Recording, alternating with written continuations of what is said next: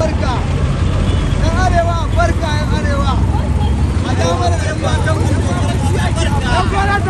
ba labarin